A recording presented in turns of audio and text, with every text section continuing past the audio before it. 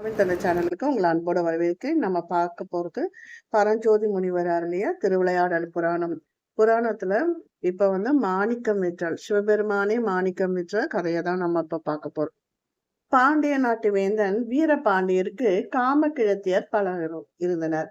அவர்களுக்கு பேரழகோடு புதல்வர்கள் பலர் பிறந்து குலப்பயிறு களை போன்று வளர்ந்து வந்தனர். தன் மனையாளுக்கு குழந்தை பிறகாது பற்றி வீரபாண்டியருக்கு ரொம்ப வருத்தமா இருந்தது. இக்குறையை நீக்கிட அவனும் அவனது பட்ட மகரிஷியும் அஷ்டமி, சதுர்த்தி, சோமவாரம் என பற்பல விரதங்களை அனுஷ்டித்தனர். நாட்கள் கழிந்தன. வீரபாண்டியன் மனமகிழுமாறு அவரது மனைவி நன்மகவு ஒன்றினை பெற்றெடுத்தார். வேத நெறிப்படி தன் குமரனுக்கு அனைத்து விசேஷங்களையும் வீரபாண்டியன் செய்து முடித்தார். செல்வம் ஐந்தனும் நாளொரு மேனியும் பொழுதொரு வண்ணமுமாக வளர்ந்து வந்தான். ஒரு நாள் வேட்டையாடச் சென்ற பாண்டிய மன்னன் வீரபாண்டியன் காட்டில் புலி ஒன்றினாலே அவன் கொல்லப்பட்டான். வீரபாண்டியனின் மரணம் மதுரை நகரத்தோர் மட்டுமல்லாது உலகில் உள்ள அனைவரையும் ரொம்ப வருத்தப்பட்டாங்க எல்லாருமே. இத்தருணமே தக்க தருணம் என கருதிய காம கிழத்தியர்களின் மைந்தர்கள் யானை, குதிரை, பொன், பொருள், நவமணிகள் என்ற அனைத்தையும் எடுத்துக்கொண்டு ஓடி போனர். அமைச்சர் குழாம் ஒன்று கூடி ஆராய்ந்து இறைவன் அடி சேர்ந்த வீரபாண்டியனுக்கு அந்திம கிரியைகளையும் அரசிலங்குமரனே கொண்டு செய்து முடித்தனர்.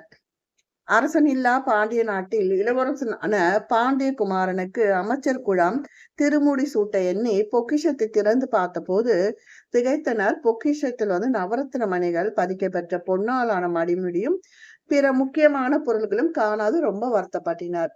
வீரபாண்டியரின் காம கிழத்தியர் மக்கள் தான் இவற்றை கொண்டு போயிருக்கணும், களவாடி சென்றிருக்கணும் கருதினார்.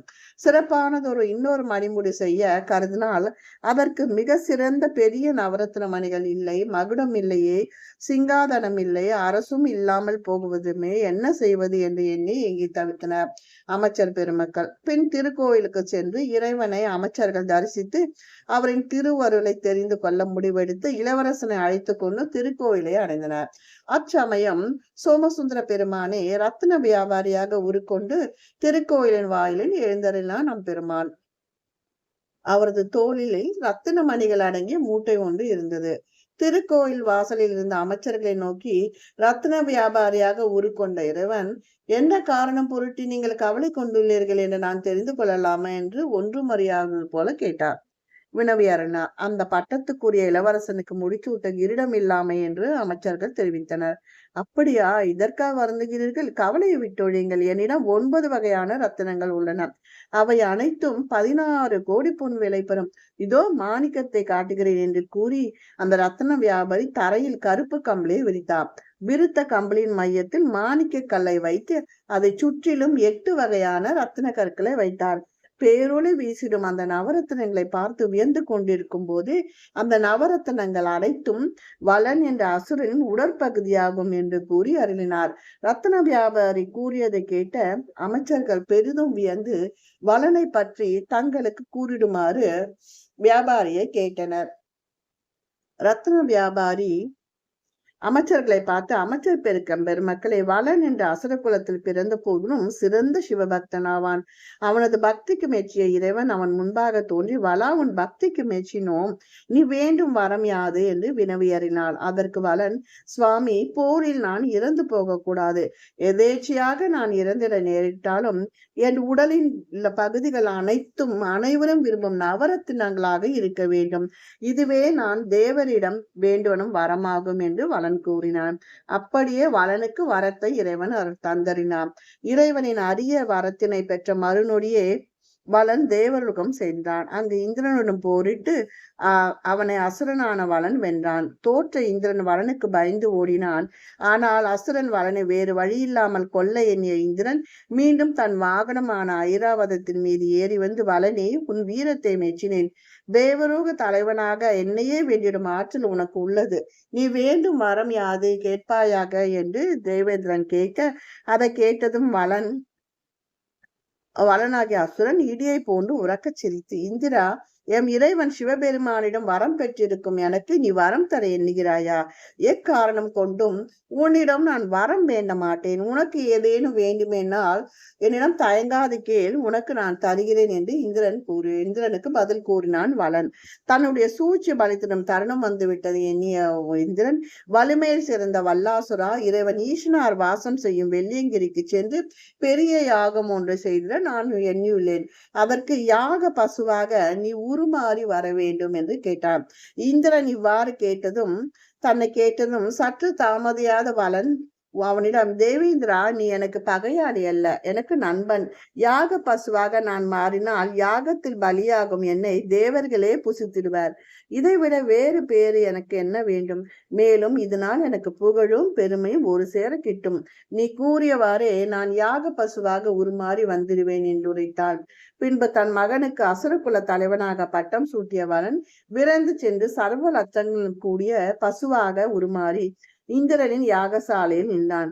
யாகம் சிறப்புற நடைபெற்றது.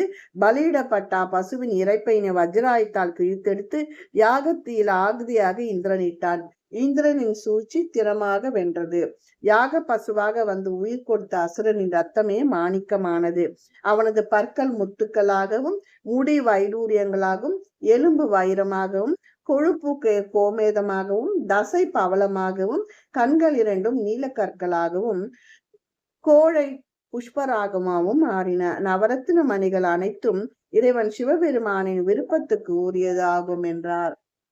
பின் அமைச்சர்களிடம் ரத்தின வியாபாரி நவரத்தினங்கள் தோன்றும் இடங்களையும் அதன் நிறங்களையும் இனங்களையும் தெய்வங்களையும் அவற்றின் பிரகாசத்தையுமே கூறினார். நல்ல ரத்தினங்களை உடம்பில் அடைந்து கொண்டால் கிடைத்தும் நற்பயணங்களையும் ரத்தின வியாபாரி விளக்கமாக உரைத்தார். வடதிசை நோக்கி அமர்ந்து ரத்தின வியாபாரி நவரத்தினங்களை பூஜை செய்து அம்மணிகளை எடுத்து சென்று சொக்கநாதரை வணங்கி இளவரசனுக்கு எண்ணற்ற ஆயுதமும் ஐஸ்வர்யமும் ஓங்குக என வாழ்த்தி அவற்றை இளவரசனிடம் அளித்தார். சொக்கநாத பெருமானை வணங்கிய இளவரசன் ரத்ன வியாபாரியிடமிருந்து தன்னிரு கைகளாலும் பெற்றுக்கொண்டான். அச்சமய ரத்ன வியாபாரி அமைச்சர்களிடம், அமைச்சர் பெருமக்களே, இவ்வுயரிய நவரத்னங்களை கொண்டு புதிதாக கிரீடம் ஒன்றினை செய்து இளவரசனுக்கு முடிசூட்டி அபிஷேக பாண்டியன் என பெயரிடுங்கள் என்று கூறி அருளினார். தாங்கள் பெற்ற நவரத்ன மணிகளுக்கு தக்க விலை கொடுக்க வரும் முன்பாக ரத்ன வியாபாரி மறைந்தார். ரத்ன வியாபாரியை காணாது அனைவரும் திகைத்த போது ரத்ன வியாபாரி அன்னை உமையம்மளோடு ரிஷப வாகனத்தில் மீதேறி திருக்கோயிலுள் செல்வதை கண்டனர். ரத்ன வியாபாரியாக வந்து நமக்கு அருள் செய்வதவர் சொக்கநாத பெருமானே என உணர்ந்ததும் அனைவரும் திருக்கோயிலுள் சென்று அம்மையப்பரை வணங்கினர். இறைவனால் வழங்கப்பெற்ற நவமணிகளை கொண்டு வெகு நேர்த்தியாக உருவாக்கப்பட்ட புது மணிமுடியை நல்லதொரு முகூர்த்த நாளில் இளவரசனுக்கு சூட்டி அபிஷேக பாண்டியன் என்று பெயர் விளங்க கூறி பட்டாபிஷேகம் செய்தனர். மன்னராக முடிசூட்டி கொண்ட அபிஷேக பாண்டியன் தனது திறத்தால் எதிர்வந்த பகைகளை வென்று வெற்றி வாகை சூடினான். தன் கருணையால் உலகினை நெறி தவழுவாது ஆட்சி புரிந்தான். அரண்மனை பொக்கிஷத்தில் இருந்து வீரபாண்டியனின் காம கிழத்தியர்களால் புதல்களால் களவாட பெற்ற பொன் புறமை மீட்டதோடு அவர்களுக்கு உரிய கடும் தண்டனையும் அளித்தார். எவ்வளவு இதுவா நம்ம பார்த்தோம். அதாவது சொக்கநாதரே மாணிக்கத்தை அருள்வதை பார்த்தோம். அடுத்த ஒரு பதிவுல வர்ணனின் கடலினை வற்ற செய்தலை பற்றி பார்க்கலாம். இந்த வீடியோ பிடிச்சிருந்தா லைக் பண்ணுங்க, ஷேர் பண்ணுங்க, சப்ஸ்கிரைப் பண்ணுங்க, கமெண்ட் பண்ணுங்க. நன்றி, வணக்கம்.